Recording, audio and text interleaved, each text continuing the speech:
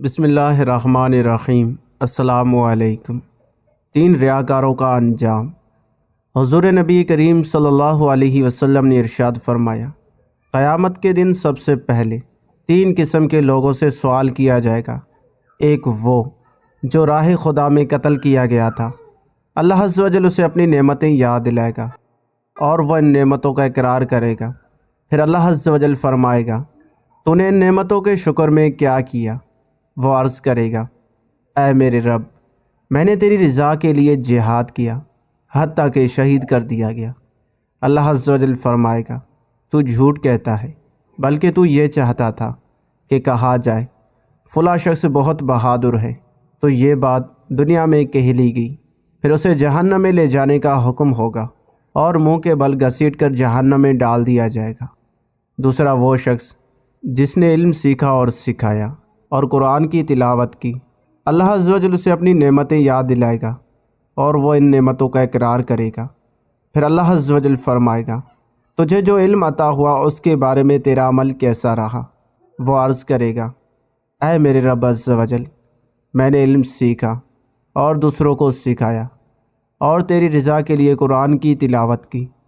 اللہ عز و جل ارشاد فرمائے گا، تو نے جھوٹ کہا ہے، بلکہ تو نے علم اس لیے سیکھا تاکہ لوگ کہیں کہ فلاں شخص عالم ہے، اور تو نے قرآن اس لیے پڑھا تاکہ کہا جائے کہ فلاں شخص قاری ہے۔ یہ بات دنیا میں کہہ لی گئی۔ پھر اسے جہنم میں لے جانے کا حکم ہوگا اور اسے منہ کے بل گھسیٹ کر جہنم میں ڈال دیا جائے گا۔ تیسرا شخص وہ ہوگا جسے اللہ عز و جل نے بہت وسعت اور کثیر مال عطا کیا تھا۔ اللہ عز و جل اسے اپنی نعمتیں یاد دلائے گا، وہ ان نعمتوں کا اقرار کرے گا۔ پھر اللہ عز و جل فرمائے گا، تو نے اس کے شکر میں کیا کیا؟ وہ عرض کرے گا، اے میرے رب، میں نے کوئی ایسا موقع نہ چھوڑا جس میں تجھے خرچ کرنا پسند ہو اور میں نے تیری رضا کے لیے خرچ نہ کیا ہو۔ اللہ عز و جل فرمائے گا، تو جھوٹ کہتا ہے، بلکہ تو یہ چاہتا تھا کہ کہا جائے فلاں شخص بہت سخی ہے، بس دنیا میں کہہ لیا گیا۔ پھر اسے جہنم میں لے جانے کا حکم ہوگا اور منہ کے بل گھسیٹ کر جہنم میں ڈال دیا جائے گا۔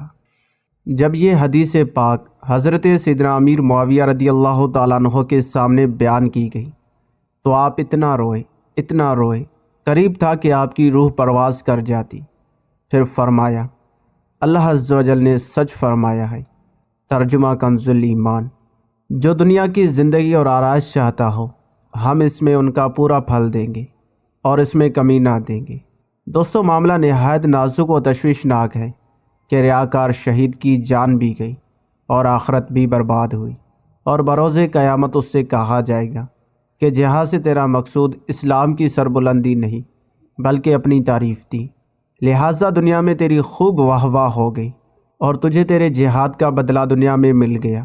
اسی طرح عالم نے علم دین سیکھنے میں کتنی مشقتیں برداشت کی، سب رائگاں گئی اور ایسی مصیبت ملی کہ سب سے پہلے جہنم میں نہایت ذلت کے ساتھ گھسیٹ کر پھینکا جائے گا۔